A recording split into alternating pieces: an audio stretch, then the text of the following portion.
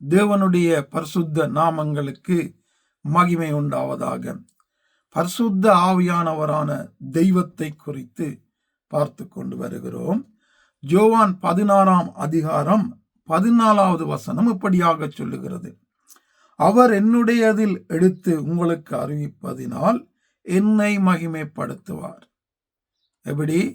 ஆவியானவர் வரும்போது இயேசுடைய காரியங்களை எடுத்து அவர் அறிவிக்கிறவர் மட்டுமல்ல, அதை அறிவிப்பதன் மூலமாக அவர் இயேசுவை மகிமைப்படுத்துகிற ஒரு ஊழியம் காரியம் செய்கிறார் என்பதை இங்கே நாங்கள் பார்க்கிறோம்.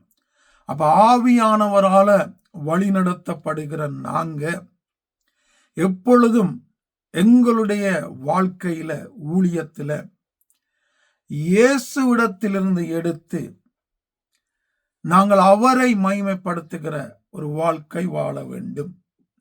இயேசு கற்றுத்தந்த காரியங்கள், இயேசுடைய வேதம், வார்த்தை, அவைகளை வைத்து அவைகள் மூலமாக ஊழியங்கள் காரியங்கள் செய்து அவர் சொன்னதை செய்து அவருடைய சித்தத்தை செய்து அதன் மூலமாக அவரை மட்டும் மகிமைப்படுத்துகிற, தெய்வத்தை மட்டும் மகிமைப்படுத்துகிற காரியங்கள் செய்ய வேண்டும். மீண்டுமா சொல்ற, மகிமை தெய்வத்தினுடையது, கனம் அவருடையது. அதுல நாங்க கைபோடக்கூடாது, அதை நாங்க திருடக்கூடாது. அதை திருடுவோமானால் அவர் எங்களை சும்மா விட போறதில்லை. அவர் எரிச்சுள்ள தேவன்.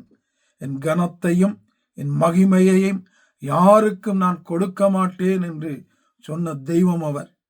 அப்படிப்பட்ட தேவனுக்கு வர வேண்டிய மகிமையை, கனத்தை திருடாதபடி அவர் தருகிற காரியங்களை வைத்து அவரை மகிமைப்படுத்தி வாழுகிற பரிசுத்த ஆவியானவரால வழிநடத்தப்படுகிறவர்களாக நாங்கள் வாழ பரிசுத்த ஆவியானவர் தொடர்ந்தும் எங்களுக்கு உதவி செய்து வழி நடத்துவாராக. ஆமென்.